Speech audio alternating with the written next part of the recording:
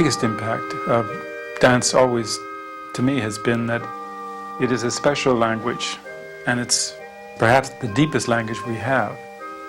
What might be trite, said in words, in movement can be powerful.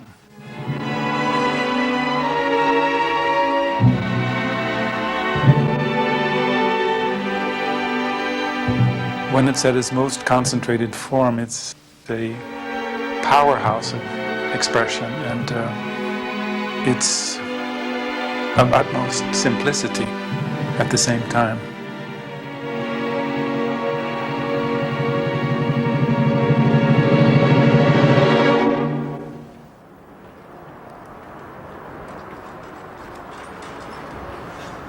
Well, I've had the experience, I've had the pleasure, I've had the chance of being invited all over the world to work with companies. I've had long relationships with companies, as I did with Netherlands Dance Theatre, and as I have with American Ballet Theatre, as I now have with both the Norwegian Ballet and Swedish Ballet, and the very long relationship with the National Ballet of Canada. I have never enjoyed being tied to a company. My preferred way to live has been to be free.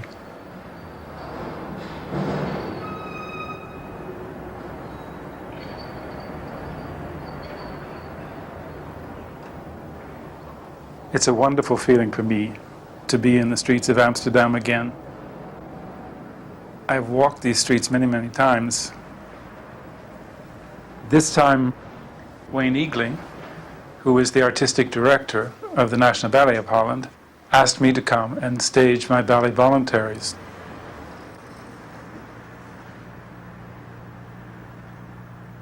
I'm sure you all know about Glen. One thing you probably don't know is that he does speak Dutch, so you can't whisper behind his back. He's created many beautiful ballets, amongst them the voluntaries. And, well, I've worked with Glen for 4 or 5 different ballets, and I've always had a fantastic learning experience, and I hope it's the same for you. And just give him your best. And he's a very nice man to work with. Thank you. Thank you. Yeah. I'm very happy to be here, back in a city that I lived in for a number of years. Many happy memories here in Holland. And I'm sure we're going to get along well together. So give him hell. Yeah.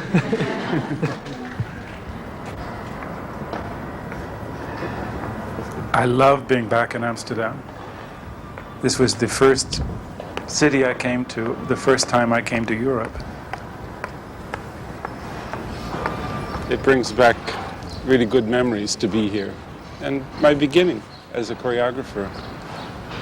Important days for me.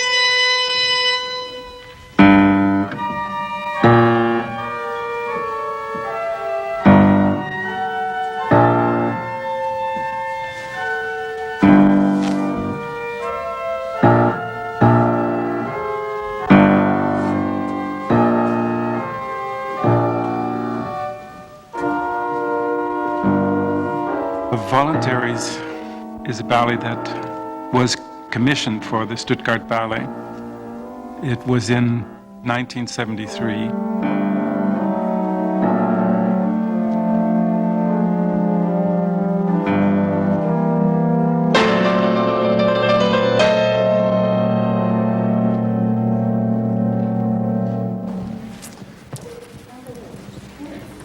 It is a soliloquy. You know, when I made the ballet, I had been invited by John Cranko to come and make a lot of ballets for the company. And 2 months before I was to come, he died in front of the company. They had just performed at Lincoln Center. And on a return, he died on the plane. It was just horrendous for the company. So it wasn't sort of, we didn't talk about anything, but when I was making this ballet, his presence was very much in everybody's mind and heart. In all of the pas de deux, there is a kind of anguish, of reaching for something that's no longer there. But in this one, you finally have to give over. When you do that diagonal, it's on each one of these, it is like saying farewell. We're going to take the lead in for the last pas de deux.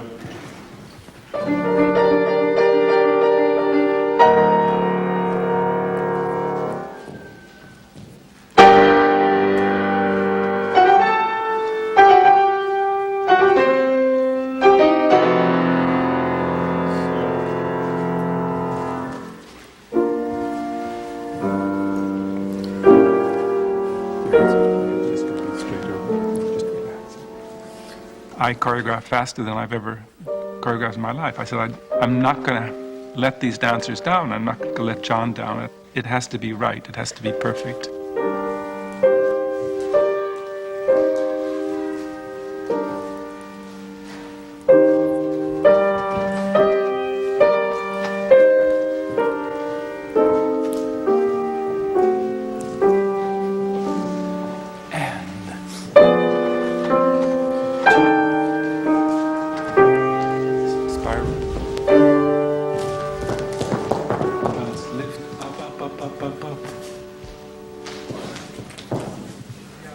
Breathe. Allongé. Allongé.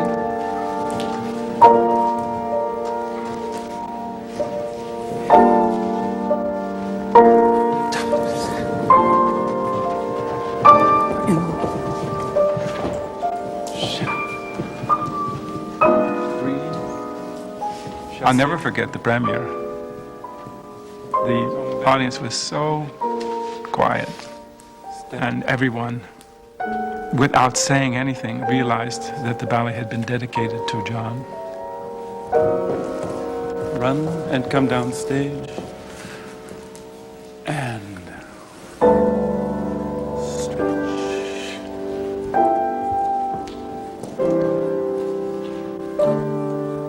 Empty, empty, stretch.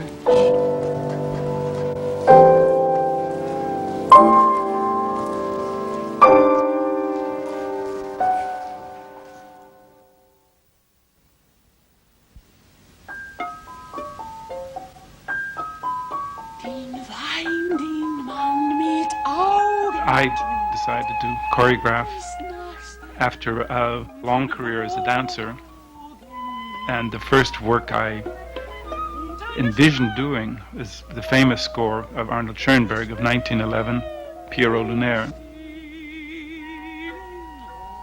I loved it for the quality of the music. All the allusions which are in the 21 poems too moved me. The figure of Pierrot Lunaire, I identified with very much this outsider, this person who was either held back or was too eager. When you see Pierrot in the Commedia dell'arte, he's never standing just on his legs like this. He's always at an angle somehow. And I realized that I could make a very strong theatrical structure that would inhabit the same world as the music of Schoenberg. And it was the first work I did. It was a very rich period of finding, of seeking, and I had a lot to put in it. Den Wein, den man mit Augen trinkt, gießt nachts der Mond in Wogen.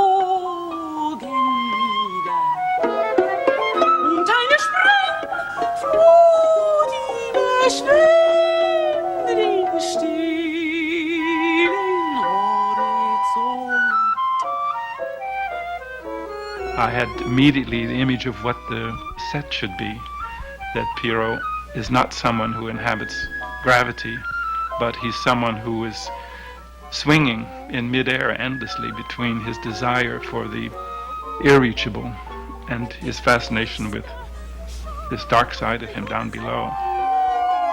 Doch schwimmen ohne Zeit die Fluten, den Wein, den man mit Augen trinkt, gießt nachts der Mond in Wogen nieder.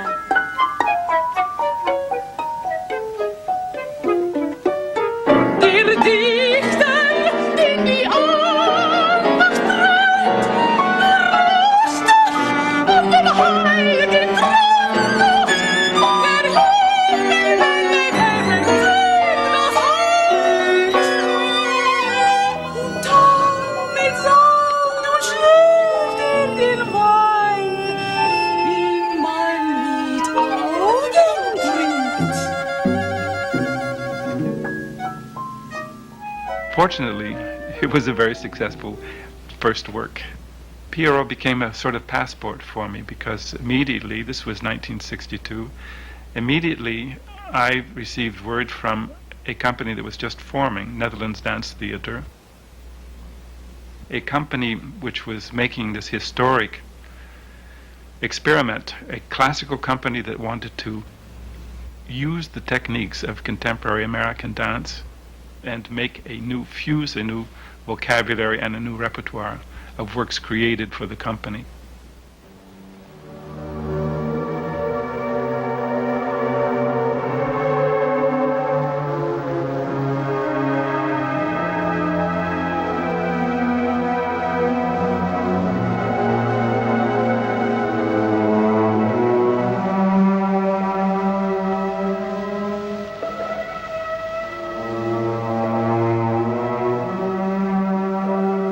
The early years of Netherlands Dance Theatre were a tremendous period of activity. I went to the Netherlands not only as a choreographer, I went as a performer and as a teacher.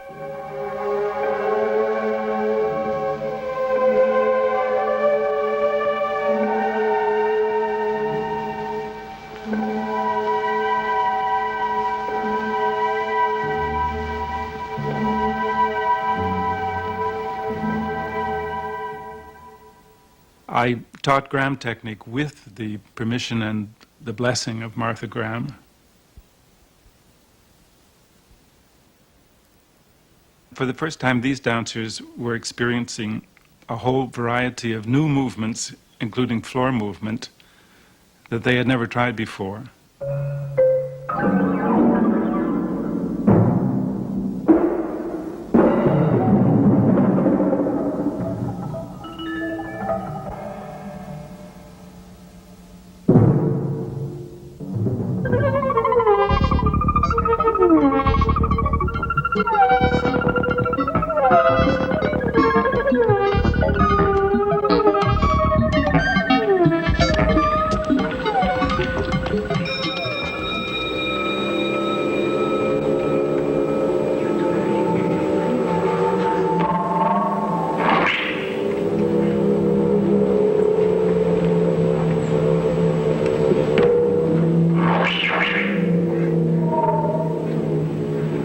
The Dutch really gave me a wonderful 10-year span there of finding my creative language. And that led to working with the Ballet Rambert in London, which after the success of Netherlands Dance Theatre wanted to reform the Ballet Rambert, the oldest British company, into a similar experience. Again, I choreographed for them much more contemporary works than they were used to. And use the arm over, the arm over. Now this is to Natalie here, as you come up. Back, back. You're describing, you're leading her, you're making the path for her to come here. Over and into yourself and to her. This is, watch the arms, Natalie, I'll let you press. It's real. A lot of the movement is winged in the ballet. So it means coming from, like, if you were given the gift of flight. you would fly from the small of the back. Here. Yeah. Good, Natalie. Always the arm is going to start to move from the very, and Alan too. Make sure you go through the back. You're going from the shoulder, from the base of the spine. And breathe at the same time, and breathe out, and to her.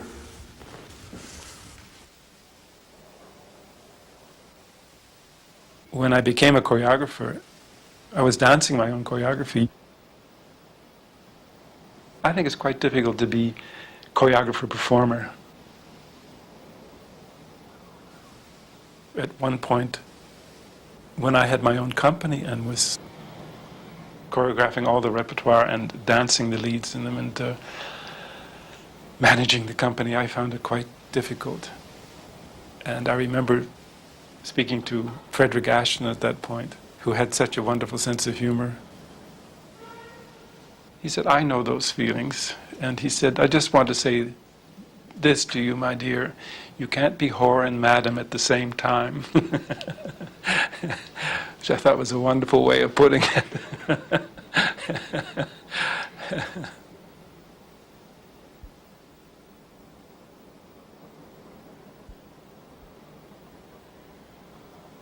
Well, I eventually decided to stop dancing in 1969. And from that moment on to concentrate solely on what I could bring to companies as a choreographer. In 1970, when Kenneth Macmillan asked me to create a ballet for the Royal Ballet at Covent Garden, I decided to choreograph in a very contemporary style. I did a work for them called Field Figures with Rudolf Nureyev, who had just come to the Royal Ballet.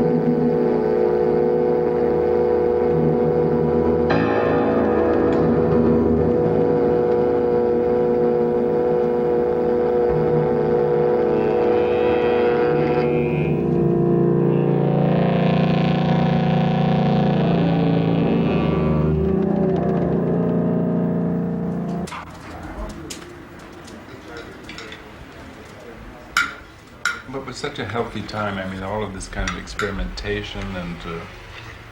We were very open to things. I think it wasn't an intellectual thing. It was an emotional thing. Both. We thought we were nothing and we had to learn. And whatever we could learn, we took and grabbed and... Yeah. But I remember... Did you really think about it a lot? Did you think about Well, it? we admired. I know that we admired everything that was, well, that we thought was good. That I remember from our times, that we were on our knees and that we would talk the next days in the studio and that Gaskell showed us things. And but I, for instance, I don't know about the situation in London at that no, time. but with the English ballets we saw, I was not impressed at all. I found it dull and boring and stuffy. Yeah. The reason I came to Holland, you know, in the beginning of Netherlands Dance Theatre, it was the physicality of the company. It was not the intellectuality or anything else. It was the physicality. But why was that in Holland? Oh, we also were intellectual. But not in New because York. I think we thought we didn't do just steps and. No. But why should I it think be? we thought about Why was what it we in had to do. Holland and not in New York, for instance? In It New was York in New it was York. too. It was in New York. It was But in it was New not York. in London. For me, my first physical sensation was when I saw someone from America who had a physical and a psychological understanding of dance. And it was not the psychological understanding of story or the deep thing, but only out of a very physical power. That was Glen. That was Glen, yeah, in Carmine Burana. For the first time that I understood what dance could have a physical power and a physical emotion without being psychological. Story. Without being story. Only from out of a physical emotion, you know. And for me that was just an incredible, amazing experience. And there, for the first time, I personally understood what I was looking for many years.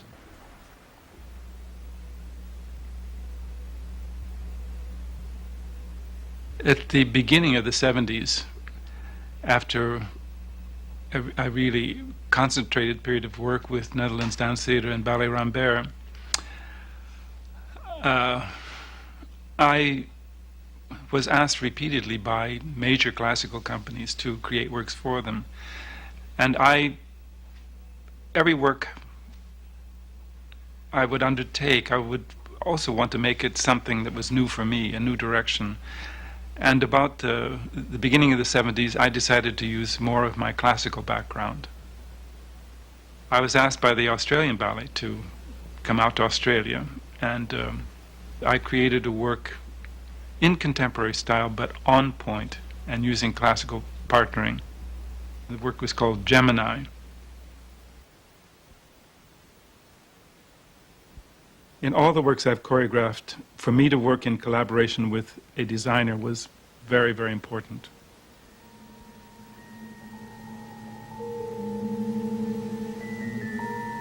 Nadine made a stunning decor for Greening. I had brought to her a photograph of a tree in a barren plain, a tree that had not one leaf on it. And she translated this into a chrome structure in a vast kind of desert space.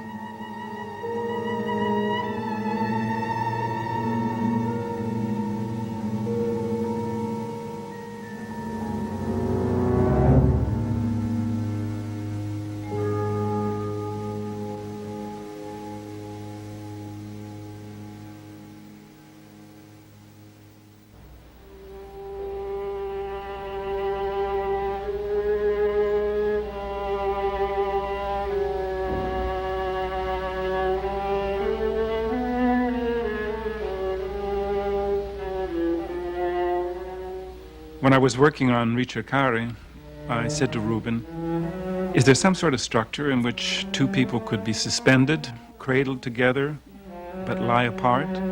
And Ruben came up with this beautiful shape.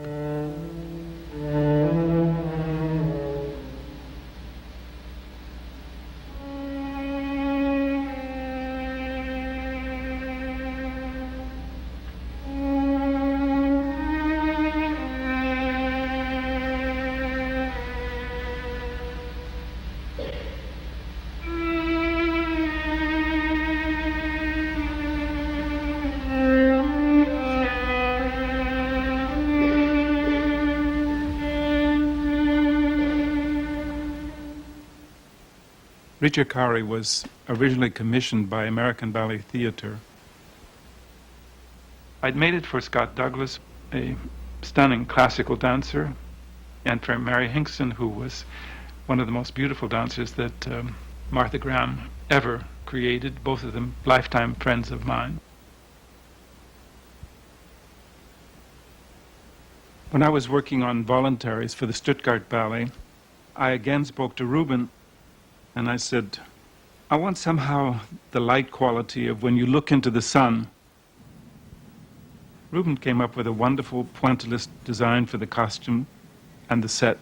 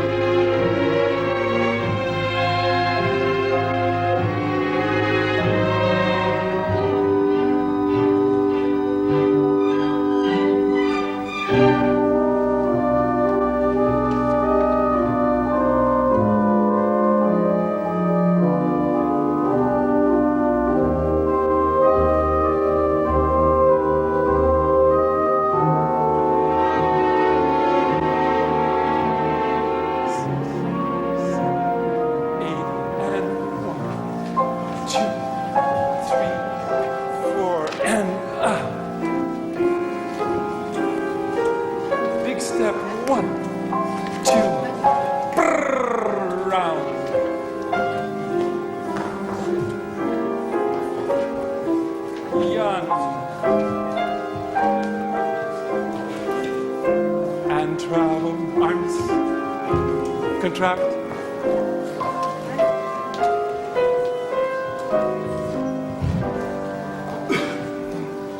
Okay, I'm sorry, stop here. That's good with all that spacing. Now this position you've done here, jeté. This next movement is not good. Now, spiral. Spiral and contract. Yeah, almost. Let the air out, Colleen. Men, let the air out. Really. Like a singer, like a basso profundo, like Pavarotti. Out, air out. Empty. I knew at a very early age that I wanted to be a dancer, but I didn't have the possibility. I had really grown up not knowing anything about dance whatsoever. Just before I graduated from high school, my English teacher said, there's going to be a ballet company coming to Pittsburgh. And I said, what is that? What is a ballet company? So my first sight of dance was American Ballet Theater. Something deep inside me reacted to it, and I said, this is what you should do with your life. This is what you should be. You should be a part of this. I knew in an instant.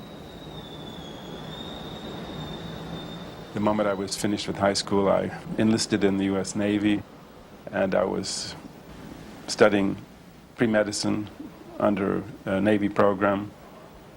I also was doing combat training, but in my heart I wanted to be a dancer. Into yourself.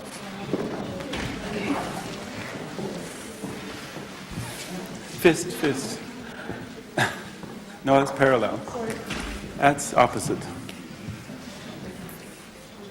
You have time to do for here. See how much the leg is across here? Out. Yeah. Rond de jambe. Into the other side. Rond de jambe and to here.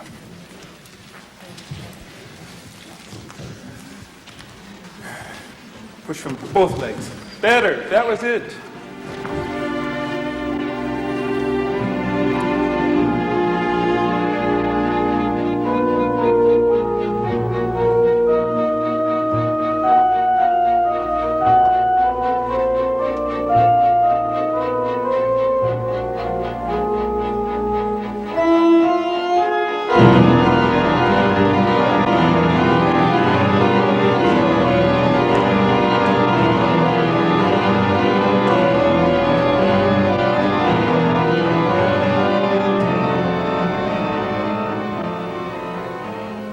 When the war ended, I went to New York to wait for medical school to open, and I had no money. I had run out of funds completely. So I went down to the Martin Beck Theater, where I knew a friend was going down to audition for a Broadway musical called On the Town. I had no money. I had 25 cents in my pocket, and I wanted to borrow $5 or something. And waiting for my friend, Jerry Robbins, came out of the stage door and looked at me and said, "Are you here to audition?" And I said, "No." And he said, "Well, you look the type for the part. Come in and audition." So I did. I went in. And I must have had a natural capability for dancing, because unbelievably, they gave me the part. Jerry Robbins, one of the toughest people in the business, gave me the part. So that was a baptism by fire, and I learned so much in the space of a few months with that show. And Jerry said, "You have a lot of talent, but you need training." What's inside both of you, what you're thinking, is what's coming out. That isolation of only two people in the world there, that we feel this total loneliness and togetherness there from all of that, and especially this whole part of the make it flow. It should be supernatural on the whole thing. Extraterrestrial as you go into these here. When you come, can you faint from him? You're running here, you step, and big attitude, feint back, out, out. That's it. Come into him, contract, and développé against him. Long run now. Plunge. It's penché on one. No, it's penché on one. In this profession, there is no division between the generations. I'm getting older, but I'm continually working with young people in a very close way, a very close physical and intimate, emotional way.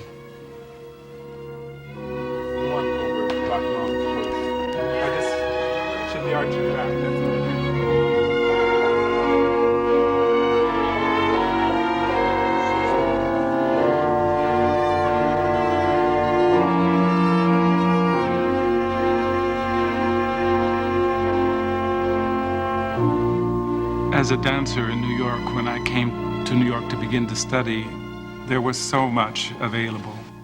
We had had an explosion of dance with the American modern dance pioneers, Anya Holm, Martha Graham, Jose Limon, Doris Humphrey. And we had all of the great Russian émigré teachers who were the foundation of the American School of Ballet. We had the English teachers, choreographer Anthony Tudor, Margaret Krask. I was just hungry for everything. It was the beginning of my experience in dance. And I began studying with Hanya Holm in contemporary dance. I began at the same time studying with the Russian teachers, Obukov, Vladimirov, Dubrovska, at School of American Ballet. And I began studying with Martha Graham, and I danced also with Jose Limon and Doris Humphrey. That was not done in those days. I mean, if you were a modern dancer, you were a modern dancer. If you were a classical dancer, you were a classical dancer, but you didn't mix the two.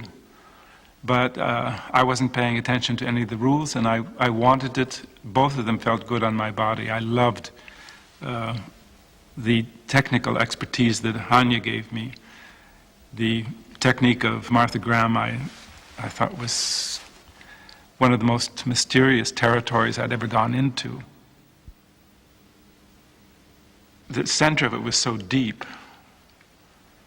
It seemed to touch the subconscious, and it was erotic and religious at the same time.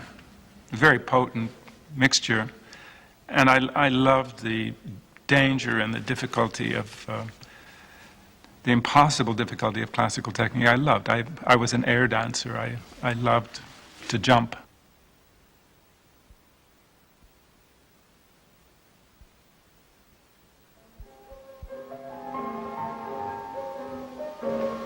In the 50s, I did a lot of musicals.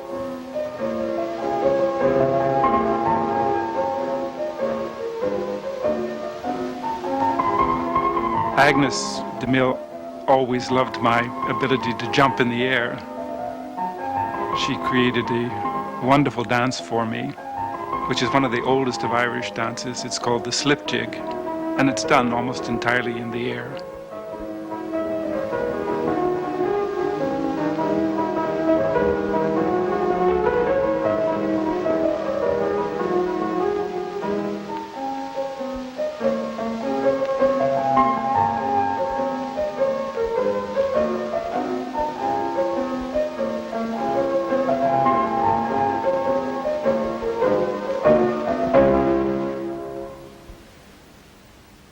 Having been a dancer myself for so many years, I worked with many of the greatest choreographers. Each of those was a different experience and a different learning experience for me. But myself working as a choreographer with a dancer, I know the problems they're going through.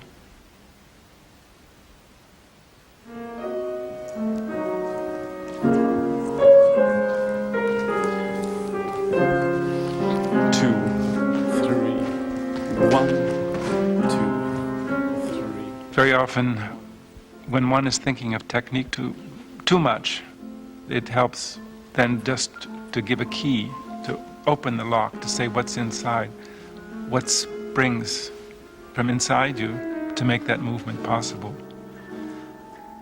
And usually if you find the right thing that relaxes the dancer.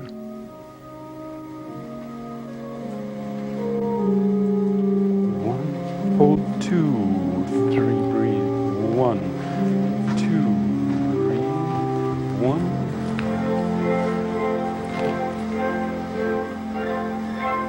That's the secret. If you can be relaxed, if you're going to do something which is dazzling to the eye.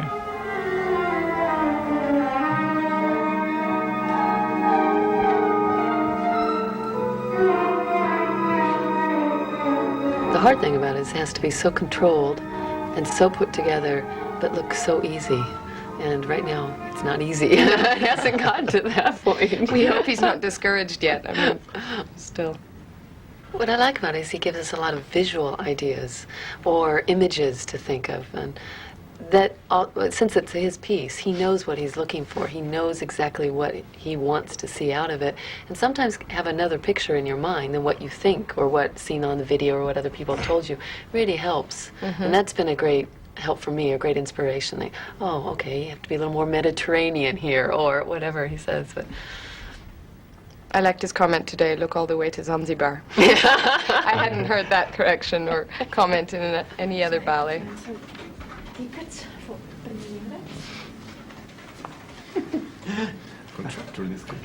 Yeah, I have a movement in the right spring doing this movement.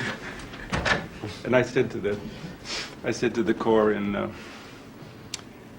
Norway, you know what the lyrics of this step are? And they just look at me, these dumb faces. What is it? Oi, vey, oi, vey.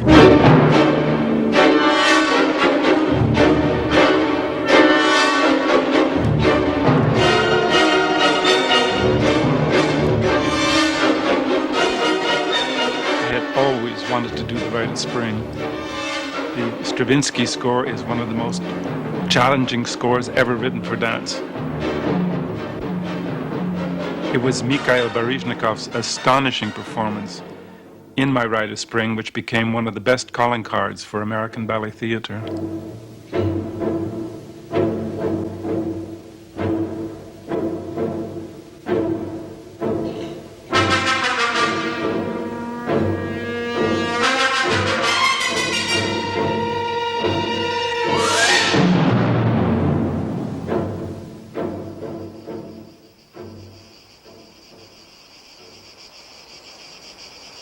The first time I came to Europe, the place I wanted to be most was Italy. I came here to Spoleto in Umbria, and from the first time I saw the town, I felt, in a way, I'd come home. I eventually thought it would be a great idea to buy a place here. At that time, I was fascinated with the Umbrian Tower. The towers, most of them were built at the end of the Middle Ages, when life relaxed a little bit and people could leave. They didn't have to live within the city walls for the first time. They could live out among their olive groves or their flax fields and be close to their animals, keep their eye out on the crops. And they built towers also to protect themselves.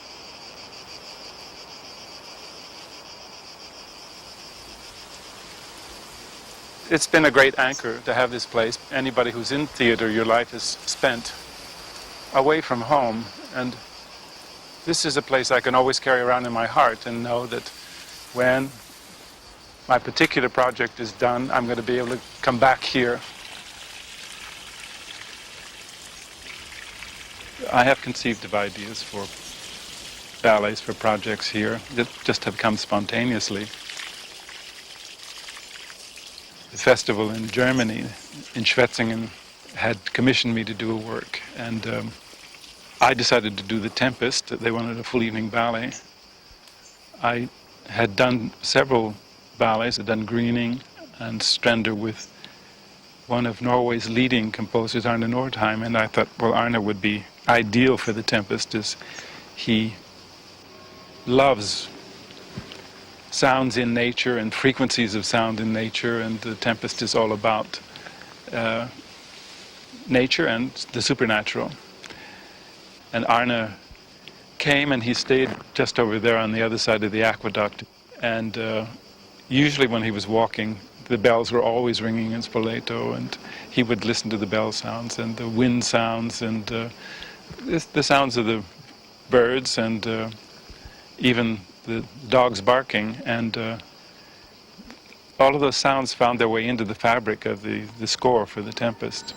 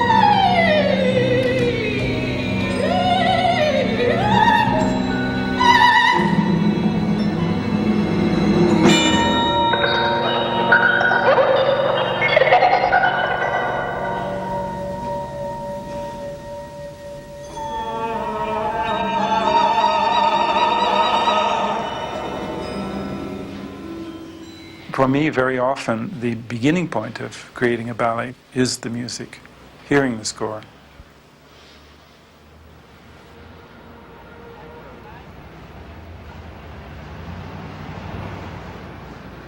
In the middle 80s, I had begun to work with the National Ballet of Canada, and shortly after that, Eric Brun became director of the company.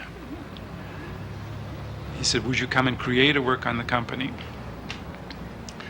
At the same moment, I suddenly came across an orchestral work by David Del Tredici, based on Alice. It was called Memories of a Summer's Day.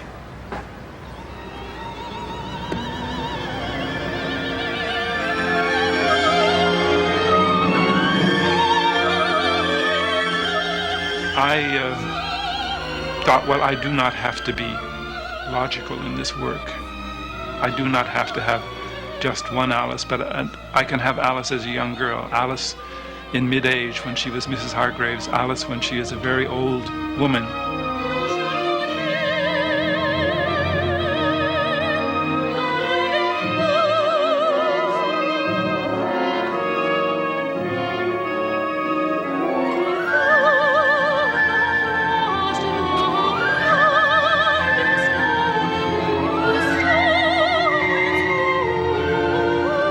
I decided to do this sort of structure also because of the exceptional dancers I had in the National Ballet at that time. Karen Kane, a great dancer, a great actress.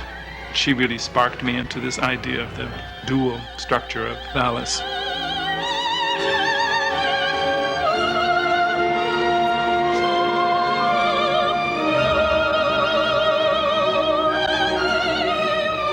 The more I got into it, the more I was delighted with it, the more I was reading about Lewis Carroll, and it became a signal work for the company and enabled us to come to New York, to the Met.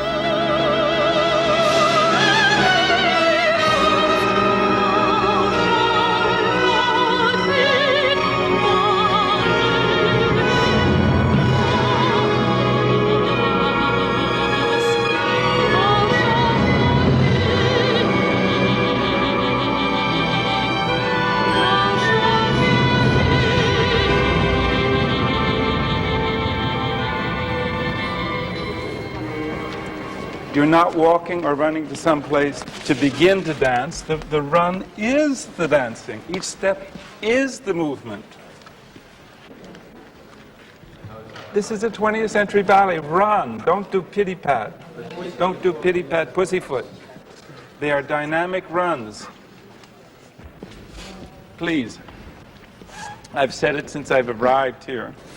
Remember I said sensual? You're going down like an ironing board here. Yeah, you know what it is? It means turning your head back against him. Yeah. Back. Okay. It slows us down, Glenn, and I don't feel I'm behind the music, and so it's probably I'm taking out some of the extra movement. You're slowing it down, you're making it square. You have to use all the and counts. You're waiting to go 1, 2, but it's already started on and. It's started on and. Wow, ils ont adoré, hein? Ouais, j'ai pas vu, mais... Good luck, everybody. Merd. Yeah. Merd. Thank you, you too. So one is not only choreographing, one is not only teaching, I'm learning. I've always learned a lot from the dancers I've worked with. Shortly after the premiere of Voluntaries with Stuttgart Ballet, I was asked to do it with American Ballet Theatre. And Natalia Makarova had just come to the company, and she wanted to do Voluntary. She came to me and she said, I want to do it, I want to do it. Well, I wanted her too. It was this extraordinary dancer, this great, great dancer. She added movement in the purest way to it. The importance of just how the foot was placed on the floor, moved on the floor, the beauty of her bourrées. It gave a very extraordinary spiritual quality to the work. And I remembered all those things. And they're embedded in the work. So when anyone is dancing Voluntaries, still Marcia is dancing it, still Natasha is dancing it. The other beautiful, great dancers who have done it, to the very gifted dancers I'm finding today here in the National Ballet of Holland. It is like something which is organic, that it's grown and each layer on top becomes part of it and grows out.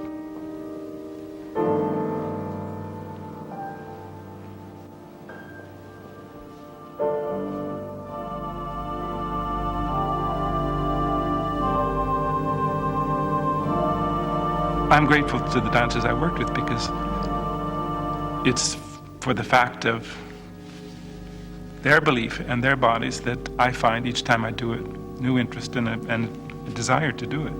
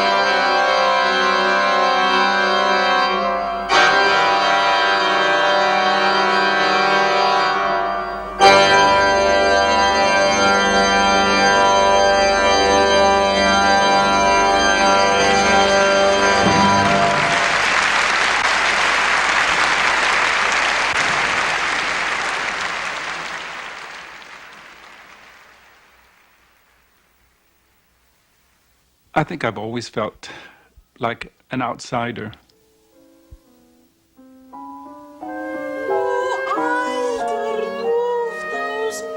Perhaps it was that feeling that when I choreographed my first work, I chose Arnold Schoenberg's Pierrot.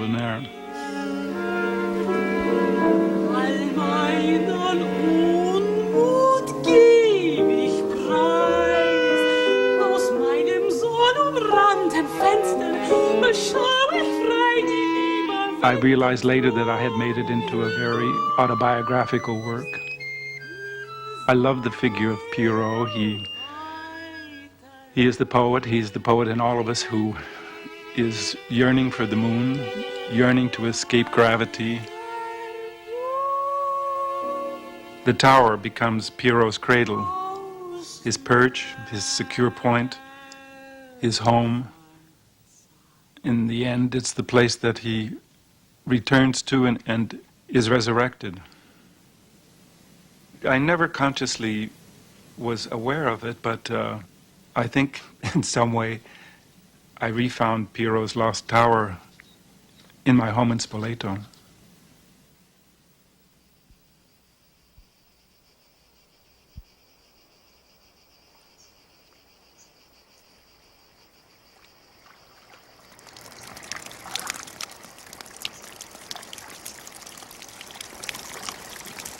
It's such an ephemeral career, and I have been blessed because I entered it with a love of dancing.